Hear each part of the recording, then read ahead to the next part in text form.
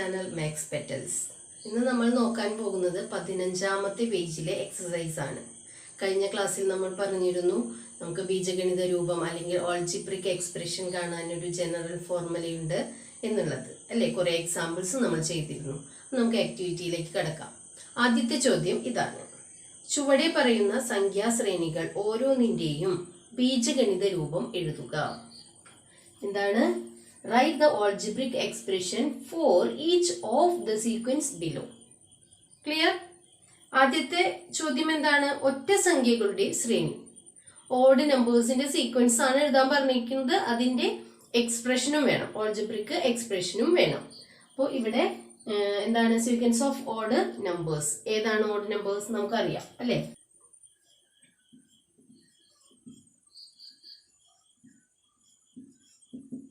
Etcetera 1, 3, 5, 7 etcetera. ഇതാണ് odd numbers ആണല്ലോ.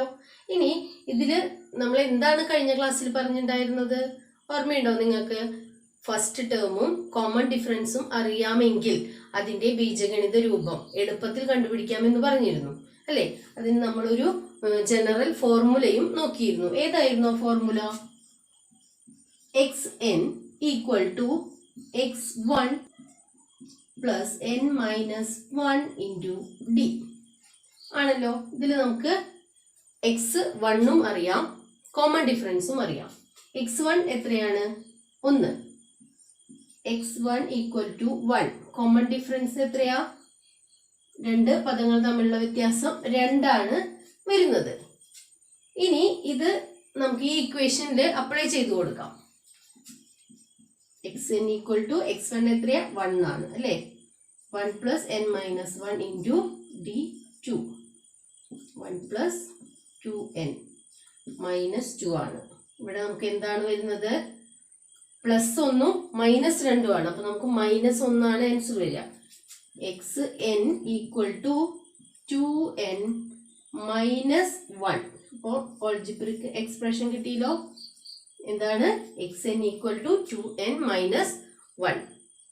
അടുത്ത ക്വസ്റ്റ്യൻ ഇതാണ്: 3 കൊണ്ട് ഹരിച്ചാൽ 1 ശിഷ്ടം വരുന്ന എണ്ണൽ സംഖ്യകളുടെ ശ്രേണി. Sequence of natural numbers which leave remainder 1 on division by 3. എങ്ങനെയാണ് നമ്മൾ സീക്വൻസ് എഴുതുക? അതിന്റെ 1, 4 അല്ലേ. 3 കൊണ്ട് ഡിവൈഡ് ചെയ്യുമ്പോൾ റിമൈൻഡർ 1 വരണം അല്ലെ. ശിഷ്ടം 1 വരുന്നതാണ് ശ്രേണി. അപ്പൊ 1, 4, 7, 10 എക്സെട്ര അല്ലേ. ഇതാണ് ശ്രേണി. ഇനി ഇതിന്റെ ബീജഗണിത രൂപം എങ്ങനെ എഴുതും? നമ്മുടെ ഇക്വേഷൻ മറന്നു പോവരുത്. ഇക്വേഷൻ എല്ലാവരും ഓർത്തു വെക്കുക. ആ ഇക്വേഷനിലാണ് നമുക്കിത് അപ്ലൈ ചെയ്യാൻ പറ്റുള്ളൂ. അപ്പോൾ എന്താണ്? ആദ്യത്തെ പദം x1 1 ഡി വന്നിരിക്കുന്നത് എത്രയാണ്? 3 ആണ് അല്ലെ. കോമൺ ഡിഫറൻസ് 3 ആണ് വന്നിരിക്കുന്നത്. ഇനി ഇക്വേഷൻ എന്താണ്? xn equal to x1 plus n minus 1 into D. x1 എത്രയാണ്? 1 പ്ലസ് n മൈനസ് 1 ഇൻറ്റു 3. ഇവിടെ 3n മൈനസ് 3 ആണ്. xn equal to 3n minus 2. കണ്ടോ? എന്താണ്? 1 പോസിറ്റീവ് 1ഉം നെഗറ്റീവ് 3 ആണ് വന്നിരിക്കുന്നത്. അപ്പൊ കുറച്ചിട്ട് വലുതിന്റെ ചിഹ്നമാണ് വേണ്ടത്. അപ്പൊ നമുക്ക് ഈ കണക്കിന്റെ ബീജഗണിത രൂപം കിട്ടിയിട്ടുണ്ട്. അടുത്ത ചോദ്യം നോക്കാം. അടുത്ത ചോദ്യം ഇതാണ്: 1ൽ അവസാനിക്കുന്ന എണ്ണൽ സംഖ്യകളുടെ ശ്രേണി. Sequence of natural numbers ending in 1. 1ൽ അവസാനിക്കുന്ന സംഖ്യകളുടെ ശ്രേണി ഇവിടെ എഴുതിയിട്ടുണ്ട്. ഏതാണ്? 1, 11, 21, 31 അങ്ങനെ പോകും അല്ലെ. എക്സെട്ര. അപ്പോൾ അതിന്റെ കോമൺ ഡിഫറൻസും അറിയാം നമുക്ക്, x1ഉം അറിയാം. x1 എത്രയാണ്? 1 ആണ്. കോമൺ ഡിഫറൻസ് എത്രയാണ് വരുന്നത്? 10 ആണ് അല്ലെ. 11 മൈനസ് 1 10, 21 മൈനസ് 11 10. ഇപ്പോൾ കോമൺ ഡിഫറൻസ് 10 കിട്ടിയിട്ടുണ്ട്. ഇനി ഇക്വേഷനിൽ കൊടുക്കാം.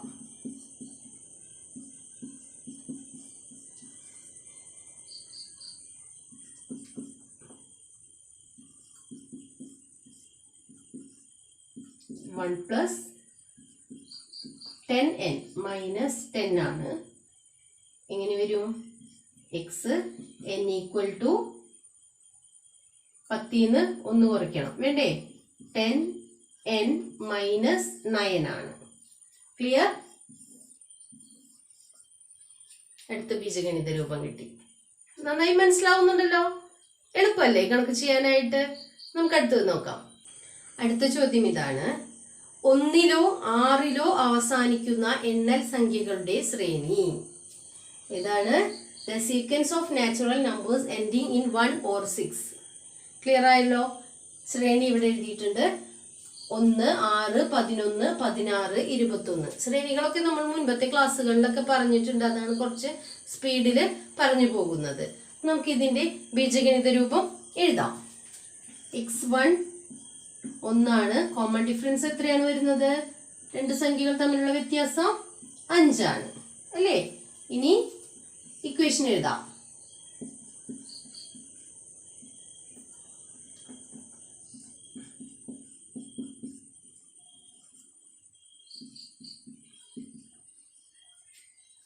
One plus n minus 1 into 5 ആണ്. 1 plus 5n minus 5. xn equal to 1 plus 5n minus 4. 5ൽ നിന്ന് 1 കുറച്ചിട്ട് വലുതിന്റെ ചിഹ്നം ഇടണം. മനസ്സിലായല്ലോ? എന്താണ്? xn equal to 5n minus 4. ഇതാണ് ഇതിന്റെ ഓൾജിബ്രിക് എക്സ്പ്രഷൻ. അടുത്ത ചോദ്യം ഇതാണ്. For the sequence of regular polygons starting with an equilateral triangles, write the algebraic expression for the sequence of the sums of inner angle and the sums of outer angles, the measures of an inner angle and the measures of an outer angle.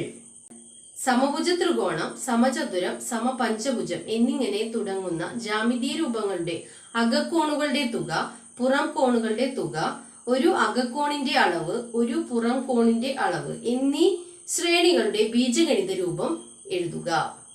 ഇതിലെ ആദ്യത്തെ question എന്താണ്? Some of inner angles ആണ്. അപ്പോൾ അതിന്റെ sequence നമ്മളിവിടെ എഴുതിയിട്ടുണ്ട്. Sequence നമ്മൾ മുൻപത്തെ ക്ലാസ്സുകളിൽ പറഞ്ഞിട്ടുണ്ടായിരുന്നു. കാരണം ഇതുപോലത്തെ കണക്കുകൾ സീക്വൻസ് എഴുതാനൊക്കെ നമുക്ക് മുൻപത്തെ എക്സസൈസിൽ വന്നിട്ടുണ്ടായിരുന്നു. അപ്പോൾ 3 ആംഗിളിന്റെ തുക ഈക്വൽ ആയിരിക്കും. അത് 3ഉം കൂടി ആഡ് ചെയ്യുമ്പോൾ 180 ആയിരിക്കും. അതുപോലെ ചതുരമാണെങ്കിൽ അതിന്റെ 4 ആംഗിളും ഈക്വൽ ആയിരിക്കും. അത് ആഡ് ചെയ്യുമ്പോൾ നമുക്ക് എന്താണ് 360 അല്ലെങ്കിൽ 360 ആണ് കിട്ടുക.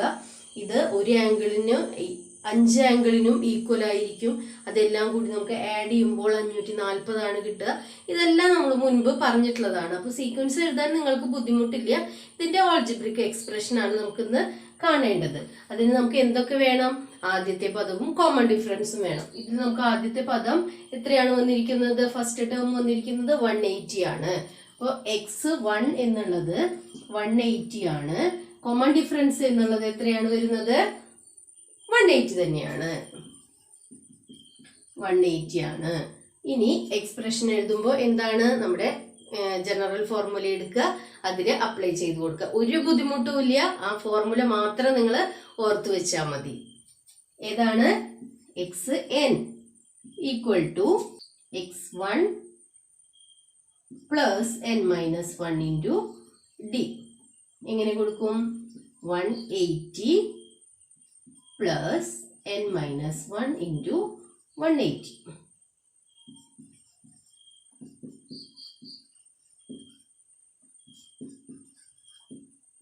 പ്ലസും മൈനസും ക്യാൻസൽ ആയി. xn equal to 180n. നമുക്ക് ഇവിടെ സം ഓഫ് ഔട്ടർ ആംഗിളിന്റെ ഓൾജിബ്രിക് എക്സ്പ്രഷൻ അല്ലെങ്കിൽ ബീജഗണിത രൂപം കിട്ടിയിട്ടുണ്ട്. എന്താണ്? 180n. 180n ആണ് വന്നിരിക്കുന്നത്. നമുക്ക് ആവശ്യം വരും. ഇവിടെ മുകളിലൊന്ന് എഴുതി വെക്കുന്നുണ്ട് കേട്ടോ. ഇത് ഇവിടെ മാറ്റി എഴുതി വെച്ചിട്ടുണ്ട്. നമുക്ക് അടുത്ത കണക്കുകൾ ചെയ്യുമ്പോൾ ഇത് ആവശ്യം വരും. അതിനു വേണ്ടിയിട്ടാണ് ഇവിടെ എഴുതി വെച്ചിരിക്കുന്നത്. ഇനി നമുക്ക് അടുത്ത കണക്ക് നോക്കാം. അടുത്ത ചോദ്യം എന്താണ്? സം ഓഫ് ഔട്ടർ ആംഗിൾ അല്ലെങ്കിൽ പുറം കോണുകളുടെ തുക. അതിന്റെ എന്താണ് നമുക്ക് വേണ്ടത്? ഓൾജിബ്രിക് എക്സ്പ്രഷൻ ആണ്. സീക്വൻസ് നമുക്ക് എഴുതാൻ അറിയാം. കാരണം എന്താണ്, ഇവിടെ 360 ഡിഗ്രി ആണ് വരിക. ഓരോ വരയും നീട്ടി വരച്ചു കഴിഞ്ഞാൽ ഇതിന്റെ പുറം കോണുകളുടെ തുക എല്ലാം കൂടി ആഡ് ചെയ്യുമ്പോൾ എത്രയായിരിക്കും? 360 ഡിഗ്രി ആയിരിക്കും. ഏത് ഫിഗർ ആണെങ്കിലും, ത്രികോണമായാലും ചതുരമായാലും പഞ്ചഭുജമായാലും ഏത് ഫിഗർ ആണെങ്കിലും ഔട്ടർ ആംഗിളിന്റെ തുക എപ്പോഴും കോൺസ്റ്റന്റ് ആണ്. 360 ഡിഗ്രിന്ന് അങ്ങോട്ടും ഇങ്ങോട്ടും മാറില്ല. അപ്പൊ അത് നിങ്ങൾ ഓർത്ത് വെക്കുക. അപ്പൊ ഔട്ടർ ആംഗിളിന്റെ തുക എപ്പോഴും 360 ഡിഗ്രി ആയിരിക്കും. അപ്പൊ നമുക്ക് ഏത് ഫിഗർ ആണെങ്കിലും സീക്വൻസ് എഴുതുമ്പോൾ എന്താണ്? 360 തന്നെയാണ് വരുന്നത്. ഇതിൽ നമുക്ക് x1 എത്രയാണ്? 360 ആണ്. കോമൺ ഡിഫറൻസ് വരുന്നത് എത്രയാണ്? 0 ആണ് അല്ലെ? രണ്ട് പദങ്ങൾ മൈനസ് ചെയ്യുമ്പോൾ എത്രയാണ് വരുന്നത്? 0 ആണ് വരുന്നത്. ഇനി ഇതും അപ്ലൈ ചെയ്യാൻ എളുപ്പല്ലേ?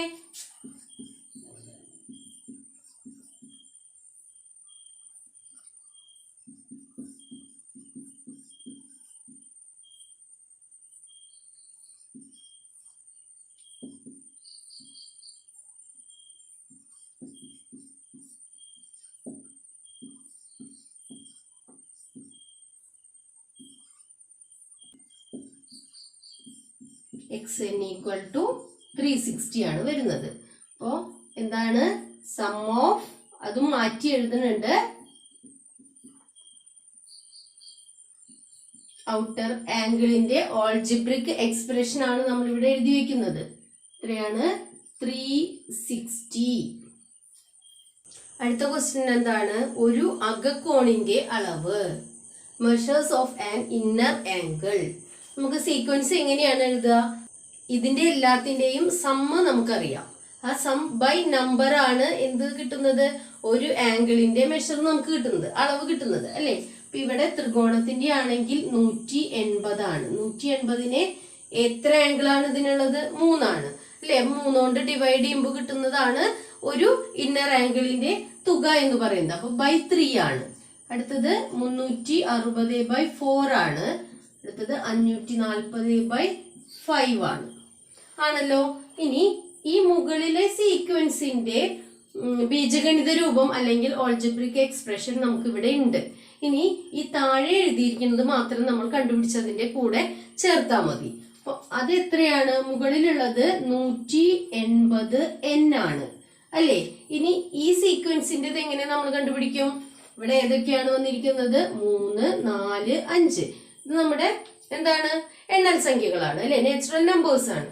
അപ്പൊ അതിന്റെ എങ്ങനെയാണ് കാണുന്നത്? x1 3 ആണ്. ഇനി അടുത്തത് d എത്രയാണ്? 1 ആണ്. ഇനി നമുക്ക് ഇതിന്റെ ഓൾജിബ്രിക് എക്സ്പ്രഷൻ കണ്ടു നോക്കാം. ഏതാണ്? xn equal to x1 plus n minus 1 into d ആണ്. ഇവിടെ 3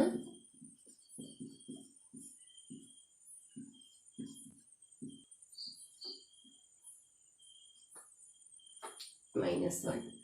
3ന്ന് 1 പോയപ്പോ 2 ആണ് വരുന്നത്. അപ്പോ xn equal to 2 plus n ആണ് അല്ലേ? അത് നമുക്ക് എങ്ങനെ എഴുതാം? തിരിച്ചെഴുതാം. n പ്ലസ് 2 എന്ന് എഴുതാം.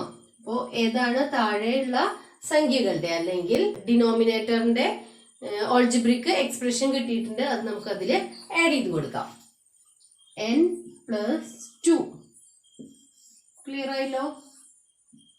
Algebraic expression of an inner angle അല്ലെങ്കിൽ ഒരു അകക്കോണിന്റെ തുക കണ്ടുപിടിക്കാനുള്ള ഓൾജിബ്രിക് എക്സ്പ്രഷൻ ആണ് 180n/n+2 എന്നുള്ളത്. അടുത്ത ചോദ്യം എന്താണ്? ഒരു പുറം കോണിന്റെ തുക കാണാനുള്ള ഓൾജിബ്രിക് എക്സ്പ്രഷൻ അല്ലെങ്കിൽ ബീജഗണിത രൂപം. The measures of an outer angle. Sequence നമുക്ക് അറിയാം അല്ലെ? ഏതിന്റെ? സം ഓഫ് ഔട്ടർ ആംഗിളിന്റെ സീക്വൻസ് നമ്മൾ ഇതിന്റെ തൊട്ട് മുൻപത്തെ കണക്കിൽ ചെയ്തു നോക്കിയതാണ്. എത്രയൊക്കെയായിരുന്നു? 360 ആണ്. ഏത് ഫിഗർ ആണെങ്കിലും, ഏത് ജോമെട്രിക്കൽ ഫിഗർ ആണെങ്കിലും അതിന്റെ ഔട്ടർ ആംഗിളിന്റെ തുക എന്ന് പറയുന്നത് 360 ഡിഗ്രിയാണ്. ഇനി ഈ 360 ഡിഗ്രിയെ ഇതിന്റെ വശങ്ങളുടെ അല്ലെങ്കിൽ ആംഗിൾസിന്റെ എണ്ണം കൊണ്ട് ഡിവൈഡ് ചെയ്ത് കഴിഞ്ഞാൽ ഒരു ഔട്ടർ ആംഗിളിന്റെ തുക നമുക്ക് കിട്ടും. അപ്പൊ ഇവിടെ നമുക്ക് ത്രികോണത്തിന് 3 ആംഗിൾസ് ആണ്. അപ്പൊ 3 കൊണ്ട് ഡിവൈഡ് ചെയ്യണം, ഇവിടെ 4 കൊണ്ട് ഡിവൈഡ് ചെയ്യണം, ഇവിടെ 5 കൊണ്ട് ഡിവൈഡ് ചെയ്യണം. നമ്മൾ തൊട്ട് മുൻപത്തെ കണക്കിൽ പറഞ്ഞ പോലെ തന്നെയാണ്, ആംഗിൾസിന്റെ എണ്ണം കൊണ്ട് അതിനെ ഡിവൈഡ് ചെയ്താൽ മതി. നമുക്ക് ആദ്യത്തെ ഓൾജിബ്രിക് എക്സ്പ്രഷൻ നമ്മുടെ കയ്യിലുണ്ട്. ഇവിടെ 360 ആണ് അല്ലേ. എന്താണ് സം ഓഫ് ഔട്ടർ ആംഗിൾ അല്ലെങ്കിൽ പുറം കോണുകളുടെ ബീജഗണിത രൂപം 360 ആണ് എന്ന് നമുക്കറിയാം. ഇനി ഇതിന്റെ തൊട്ട് താഴെയുള്ള ഈ സംഖ്യകളുടെ ബീജഗണിത രൂപം നമ്മൾ ഇതിന്റെ തൊട്ട് മുൻപത്തെ കണക്കില് ചെയ്തിരുന്നു. അതിൽ കോമൺ ഡിഫറൻസ് നമുക്ക് വന്നത് എത്രയായിരുന്നു? 1 ആണ്. അതുപോലെ x1 വന്നത് 3യുമാണ്. ഇത് തന്നെയാണ് മുൻപത്തെ കണക്കിൽ വന്നിട്ടുണ്ടായിരുന്നത്. കാരണം എന്താണ്, നമ്മൾ ആംഗിളിന്റെ എണ്ണം കൊണ്ടാണ് ഇതിനെ ഡിവൈഡ് ചെയ്തിട്ടുണ്ടായിരുന്നത്. ആ കണക്കിലെ അതേ ബീജഗണിത രൂപം തന്നെയാണ് ഇതിലും വരുന്നത്. അപ്പൊ നമുക്ക് വീണ്ടും അത് ചെയ്യേണ്ട കാര്യമില്ലല്ലോ, നമുക്കറിയാം. ഏതായിരുന്നു അത്? n+2. ഇവിടെ 360/n+2 ആണ് ഈ ഒരു ഇന്നർ ആംഗിളിന്റെ അല്ലെങ്കിൽ ഒരു അകക്കോണിന്റെ തുക കാണാനുള്ള ഓൾജിബ്രിക് എക്സ്പ്രഷൻ, ബീജഗണിത രൂപം. മനസ്സിലായോ? അടുത്ത ചോദ്യം ഇതാണ്. ചിത്രം നോക്കുക. ഒരു സമഭുജ ത്രികോണത്തിന്റെ വശങ്ങളുടെ മധ്യബിന്ദുക്കൾ യോജിപ്പിച്ച് കിട്ടുന്ന ചെറിയ ത്രികോണം വെട്ടിമാറ്റിയതാണ് ആദ്യത്തെ ചിത്രം. ഇതിലെ 3 ചുവന്ന ത്രികോണങ്ങളിൽ നിന്നും ഇതുപോലെ നടുവിലെ ത്രികോണം വെട്ടിമാറ്റിയതാണ് രണ്ടാമത്തെ ചിത്രം. ഈ ക്രിയ ഒരിക്കൽ കൂടി ചെയ്തതാണ് മൂന്നാമത്തെ ചിത്രം. ഒരു വലിയ ട്രയാങ്കിള്, ആ ട്രയാങ്കിളിന്റെ 3 വശങ്ങളുടെയും മധ്യബിന്ദുക്കൾ യോജിപ്പിച്ച് അടുത്ത ട്രയാങ്കിൾ വരച്ചിരിക്കുന്നു. ആ ട്രയാങ്കിൾ കട്ട് ചെയ്ത് മാറ്റി. അതുപോലെ തന്നെ വീണ്ടും അടുത്ത ത്രികോണത്തിലും അത് തന്നെയാണ്, അടുത്ത ത്രികോണത്തിലും അത് തന്നെയാണ് ചെയ്തിരിക്കുന്നത്. അപ്പോൾ ഓരോ ട്രയാങ്കിൾസിനെയും കട്ട് ചെയ്ത് മാറ്റിയതാണ് ഈ 3 ട്രയാങ്കിൾസും. ഇനി ആദ്യത്തെ ചോദ്യം എന്താണ്? How many red triangles are there in each picture? ഓരോ ത്രികോണത്തിലും എത്ര റെഡ് ട്രയാങ്കിൾസ് ഉണ്ടെന്ന് മനസ്സിലായോ? ഓരോ ചിത്രത്തിലും എത്ര റെഡ് ട്രയാങ്കിൾസ് ഉണ്ട്? ആദ്യത്തെ ചിത്രത്തില് എത്ര റെഡ് ട്രയാങ്കിൾസ് ഉണ്ട്? വലിയ ഒരു ത്രികോണാണ്, അതില് 3 റെഡ് ട്രയാങ്കിൾസ് ഉണ്ട്. നമുക്ക് ആദ്യത്തെ ട്രയാങ്കിൾ എത്രയാണ്? 3. ഇനി അടുത്ത ട്രയാങ്കിൾ നോക്കാം. അപ്പൊ ഇത് ഒരു ട്രയാങ്കിളിനെ നടുവിലത്തെ ഇത് കട്ട് ചെയ്ത് മാറ്റിയപ്പോൾ 3 ട്രയാങ്കിൾ ആണ് റെഡ് കളറിൽ വന്നിട്ടുള്ളത്. ഇനി അടുത്ത പ്രോസസ് എന്താണ്? ഈ 3 റെഡ് ട്രയാങ്കിൾ, നമ്മുടെ ആദ്യത്തെ ചിത്രത്തിൽ ഉണ്ടായിരുന്ന 3 റെഡ് ട്രയാങ്കിളിന്റെ ഉൾഭാഗത്തു നിന്നും വീണ്ടും കട്ട് ചെയ്ത് കളഞ്ഞിരിക്കുന്നു, ട്രയാങ്കിൾസിനെ കട്ട് ചെയ്ത് കളഞ്ഞിരിക്കുന്നു. അപ്പൊ ഓരോ ട്രയാങ്കിൾസും 3 വീതമായി. അപ്പൊ ഇവിടെ രണ്ടാമത്തെ എത്രയാണ്? 3 × 3 ആണ്. മനസ്സിലായോ? ഇവിടെ 1 × 3 ആണ്, അടുത്തത് 3 × 3 ആണ്. ആ 3 ട്രയാങ്കിൾസിനെ വീണ്ടും 3 വീതം ഉള്ളതാക്കി മാറ്റി. ഇനി അടുത്തത് എന്തായിരിക്കും? ഇതിൽ എത്ര എണ്ണമാണ് വന്നത്? 9 എണ്ണം വന്നു. 3 × 3 9. അടുത്തതിന് എത്രയാണ് വരുന്നത്? 9 × 3. അപ്പൊ ഓരോന്നും എത്രയാണ്? 1 × 3 3, അടുത്തത് 3 × 3 9, അടുത്തത് 9 × 3 27. അപ്പോ അതിന്റെ സീക്വൻസ് ഏതാണ്? 3 9 27. ക്ലിയർ ആയല്ലോ? അടുത്ത ചോദ്യം ഇതാണ്. ഒന്നും വെട്ടിമാറ്റാത്ത മുഴുവൻ ത്രികോണത്തിന്റെ പരപ്പളവ് 1 എന്നെടുത്ത് ഓരോ ത്രികോണത്തിലെയും ഒരു ചെറിയ ത്രികോണത്തിന്റെ പരപ്പളവ് കണക്കാക്കുക. Taking the area of the original uncut triangle as 1, compute the area of a small triangle in each picture. അപ്പോൾ കട്ട് ചെയ്യാത്ത ഒരു ട്രയാങ്കിളിന്റെ ഏരിയ 1 എന്നെടുത്തു കഴിഞ്ഞാൽ അടുത്തത് എന്തായിരിക്കും? ഇത് 4 ഭാഗങ്ങളായി കട്ട് ചെയ്തിരിക്കുകയാണ് അല്ലേ? അപ്പൊ അതെന്തായിരിക്കും? 1/4 ആണ്. 1/4. അടുത്തതിനോ? വീണ്ടും ഈ ഒരു ട്രയാങ്കിളിനെ, ചെറിയ ട്രയാങ്കിളിനെ വീണ്ടും 4 ആക്കിയിരിക്കുകയാണ്. അപ്പൊ എന്താണ്? 1/4 × 1/4. അടുത്തതോ? 1/4 × 1/4 × 1/4 അല്ലേ? ഇവിടെ ഒരു ട്രയാങ്കിളിനെ, സ്മോൾ ട്രയാങ്കിളിനെ വീണ്ടും 4 ആക്കി ഭാഗിച്ചിരിക്കുന്നു. അതിലെ ചെറിയ ട്രയാങ്കിളിനെ വീണ്ടും 4 ആക്കി ഭാഗിച്ചിരിക്കുന്നു. അപ്പോൾ ഇതുപോലെയാണ് നമുക്കത് കട്ട് ചെയ്ത് പോകുന്നത്. അപ്പൊ എന്താണ് ഇവിടെ എഴുതേണ്ടത്? 1, 1/4, 1/16, 1/64. സീക്വൻസ് മനസ്സിലായല്ലോ? അടുത്ത ചോദ്യം നോക്കാം. ഓരോ ചിത്രത്തിലെയും ചുവന്ന ത്രികോണങ്ങളുടെ ആകെ പരപ്പളവ് എത്രയാണ്? What is the total area of all the red triangles in each picture? ആദ്യം നമുക്ക് ഇതിലുള്ള റെഡ് ട്രയാങ്കിൾസിന്റെ എണ്ണം എഴുതാം. ഏതൊക്കെയാണ്? 3, അടുത്തതില് 9, അടുത്തതില് 27. അപ്പോൾ റെഡ് ട്രയാങ്കിൾസിന്റെ എണ്ണം എഴുതി കഴിഞ്ഞു. ഇനി അടുത്തത് എന്താണ് വേണ്ടത്? ഇതില് ഓരോന്നിലും എത്ര ചെറിയ ട്രയാങ്കിൾസ് വീതമുണ്ട് എന്നുള്ളത് രണ്ടാമത്തെ ക്വസ്റ്റ്യനിൽ നമ്മൾ കണ്ടുപിടിച്ചു അല്ലേ? 1/4 ആണ് അതിന്റെ ഏരിയ കണ്ടുപിടിച്ചല്ലോ. 1/4, 1/16, 1/64 എന്ന് എഴുതിയിരുന്നു. അത് നമുക്ക് എന്ത് ചെയ്താൽ മതി? ഇവിടെ റെഡ് ട്രയാങ്കിൾസിന്റെ എണ്ണത്തിനെ ആകെ ട്രയാങ്കിളിന്റെ എണ്ണം കൊണ്ട് ഹരിച്ചാൽ മതി. ഇതിൽ 4 ട്രയാങ്കിൾസ് ആണ്, സ്മോൾ ട്രയാങ്കിൾസ് ആണ് ഇതിലുള്ളത്. ഇവിടെയോ എത്ര ട്രയാങ്കിൾസ് ഉണ്ട്? 16 അല്ലേ? 16 ചെറിയ ട്രയാങ്കിൾസ് ഉണ്ട്. ഇതിൽ എത്ര ചെറിയ ട്രയാങ്കിൾസ് ഉണ്ട്? 64.